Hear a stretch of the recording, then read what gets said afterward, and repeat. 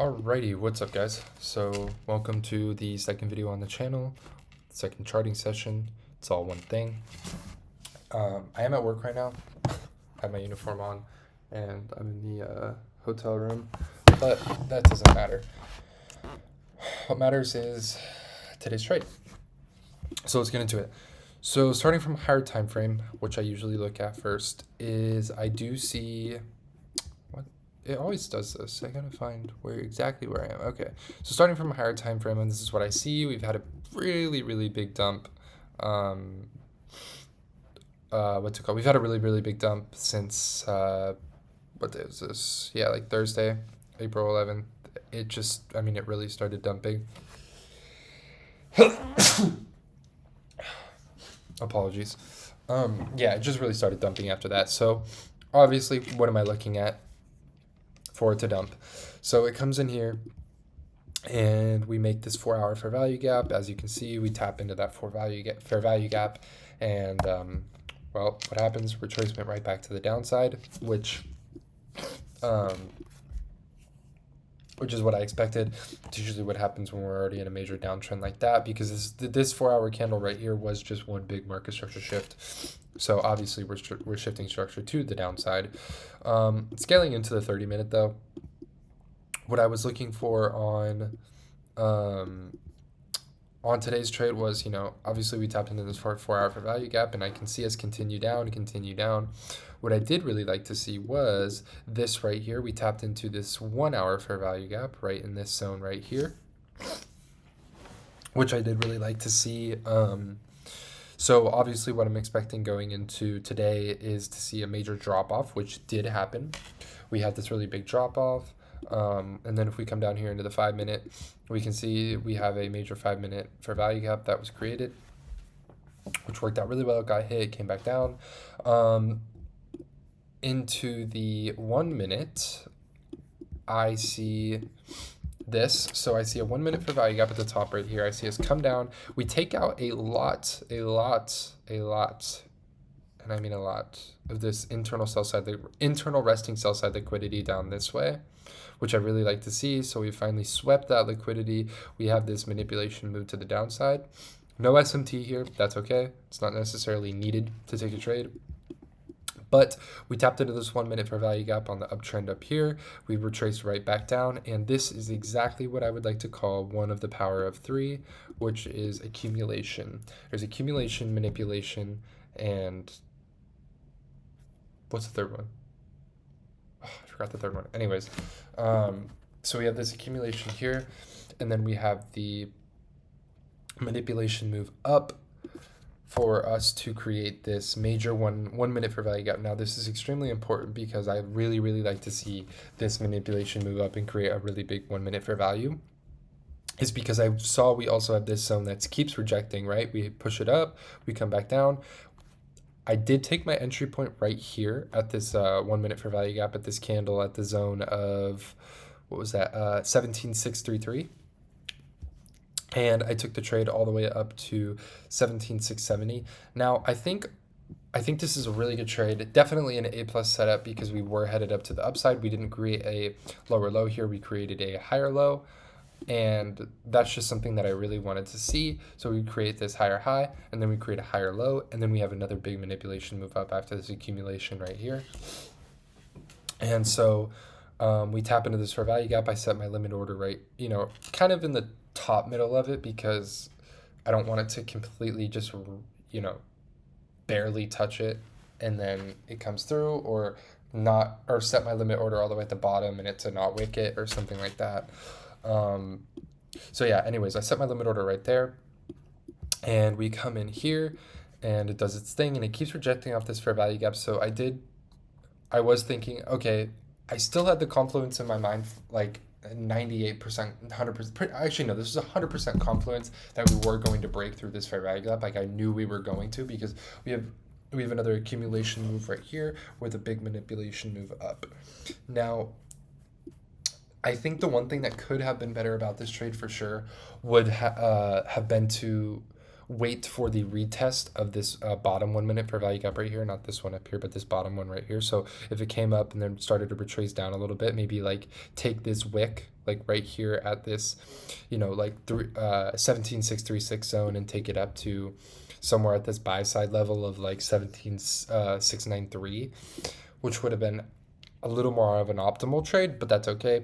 I still really like this setup. I still think it played out great. So I think that is one thing that I can work on a little more is refining and retuning and perfecting those precise entry points, and essentially just getting into those really, really precise entry points. I would have honestly gone down into more of the like 30-second time frame or even 15-second time frame. I just don't have that premium version of TradingView. I only have the first premium version of TradingView. But yeah, so overall a really, really good trade for the day. I worked on that patience and discipline that I've been doing really well with, which I kind of got a little messed up with on yesterday's trade.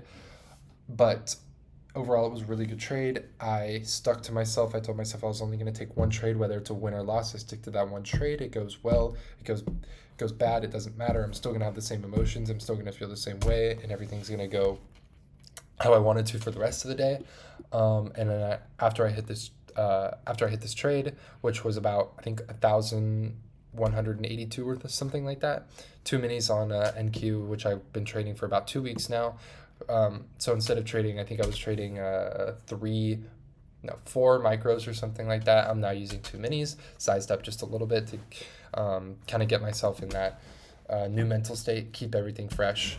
But which I'll probably stick with this until I would say maybe the end of summer when I get more comfortable with the amount of profits that get lost. But that's okay. That's a conversation for another day. But yeah, so I think it was about 1,182. But yeah, like I said, overall a really, really, really solid trade. I think that, I think that trading is something. I think trading is something that is changed my life and changed, the way I think about things. I would say it hasn't changed my life necessarily in the way that it's made me a lot of money. I would say it's changed my life in the way that it gave me a sense of direction, which I had a sense of direction before. It's just that sense of direction was it was too much like what everyone else wanted to do, right? And that sense of direction before was to go to business school and do all this and this and this, but it's like if everyone's going to business school, everyone's most likely going to get the same outcome depending on who they are specifically, which I still might go take some business classes at the community college next year. I'm about to end my senior year in high school, but I just think that trading is something, after doing it for about 6 months now, that has reshaped the way I think. I've always really enjoyed the financial markets. I've always enjoyed business, and I've always enjoyed, investing and all that kind of stuff as well. Which the way that this journey for me started was actually getting into crypto back in late freshman year, early sophomore year with my best friend Andre, who also does day trade as well. He's been doing it for about a year and 3 months now, so a little longer than me. But we both found crypto around the same time, or we found NFTs and then eventually got into the crypto space after that, which was super, super cool. I enjoyed that. And that's kind of what got me into this day trading or just financial market stuff in general was crypto. And I think for a long time I was really scared after I found out about day trading and what it was. I found out about options originally, and I think I was really scared at first. There was part of me that just really, here, I'm gonna turn this light on.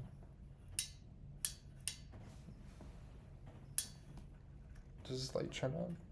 Hold on.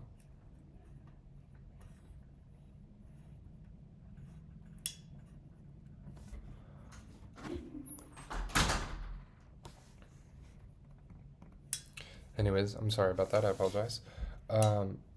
Yeah, I started out with options, and then that didn't last very long. I did it for like a few weeks, and then I stopped. And that was probably the end of 20, or no, sorry, the end of sophomore year of 2022. And then after that, I didn't really do it for a while. I've tried to do it all. I tried to do Amazon FBA. I tried to do Alibaba. I tried to do drop shipping, Shopify drop shipping, all that kind of stuff. And then eventually, you know, I grew a pair of balls, and I said I'm going to start trading because I feel like that is just what makes the most sense to me. And I think that is the best decision I've ever made in my entire life. Um, because I wasn't scared anymore. I feel like I had matured enough to realize that losing is simply just a part of life and you're never going to be able to escape it. Losing is just what happens. But if you take those losses as lessons, you can turn it into then having more wins than you do having losses. And that same thing applies to not only life, it applies to trading as well, right? So if I'm taking all these losses and I think they're losses, no, you're wrong. They're lessons of what not to do next time and how you can refine your trading. I just when people tell me that they want to do something or they want to do this or they want to trade, they want to do drop shipping, whatever it is, I think the biggest problem I see with most people and what I had at the beginning too is not being driven enough. There's too many distractions that are going on in your life that you are unable to focus your time on just one thing. For me, it was easy. When I got into trading, I literally have like four main things in my life. I have work, I have my girlfriend, I have my family, and I have my two best friends, and that's it. Nothing else. There's nothing else taking up my time throughout the days than those four things. The four most important things in the world. To me, the four most important things in the world are what keep me going.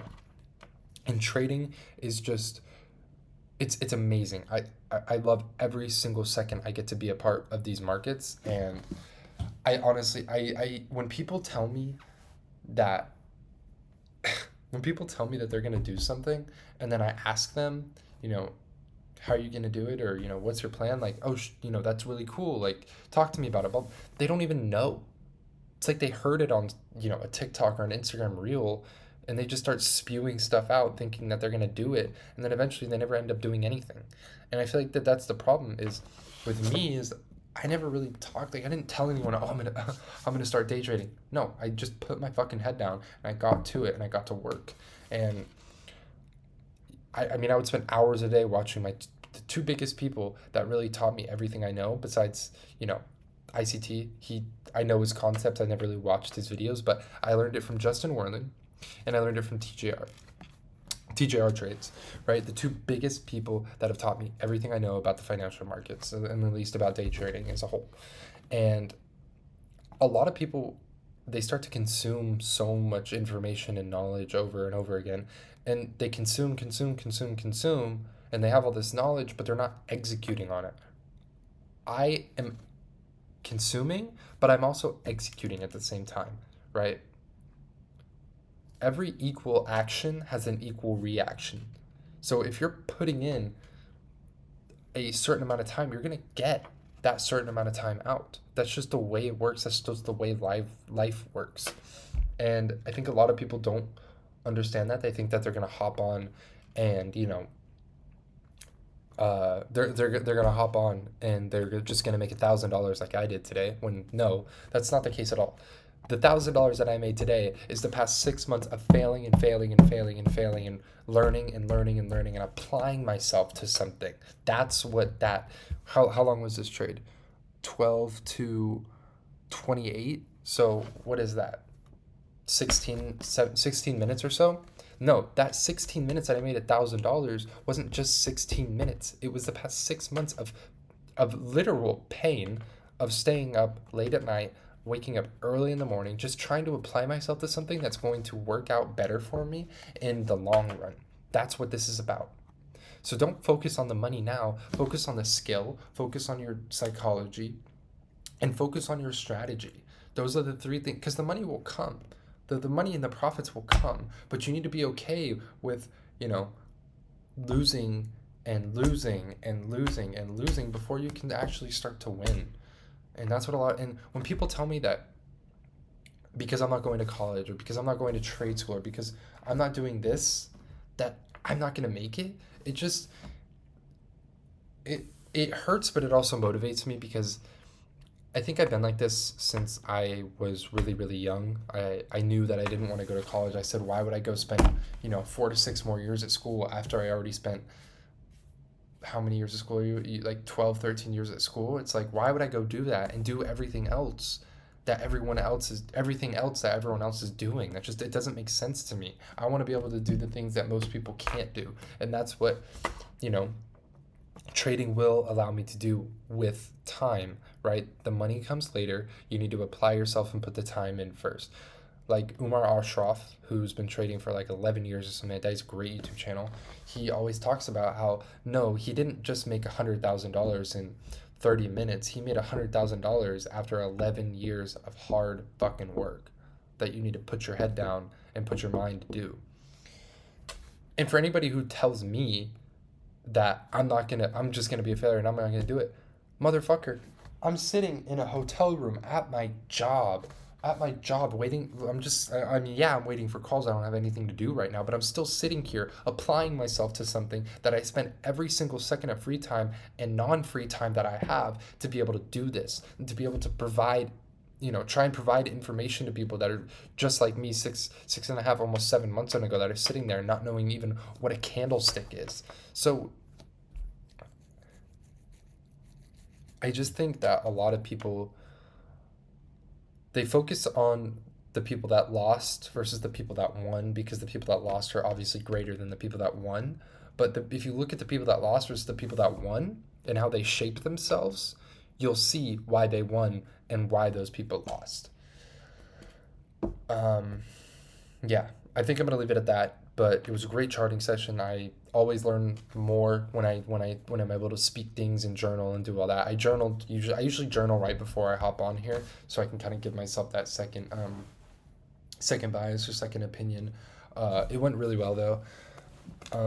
Journaling is great. I think you have to journal your trades, or else you're not gonna find out what's wrong unless you know you're doing something like this, which I guess making a YouTube channel or YouTube videos could be a sense of journaling. Um, but yeah, I think I'm gonna leave it at that. And if anybody does end up seeing these videos, let me know down in the comments, and liking and subscribing would be really, really cool too. Just so you can see more, what's more to come. If you guys want a Discord server or something like that, I can create one, do some live trading for free. I'm not gonna make you pay for anything. I'm not like big or anything, so there's no point in making you guys pay for something. Um, Especially if I'm not the best at it yet, which I will be one day, but I'm not there yet. So yeah, I think I'm gonna end it at that. Hope everyone has a great rest of their night, and I'll see y'all later.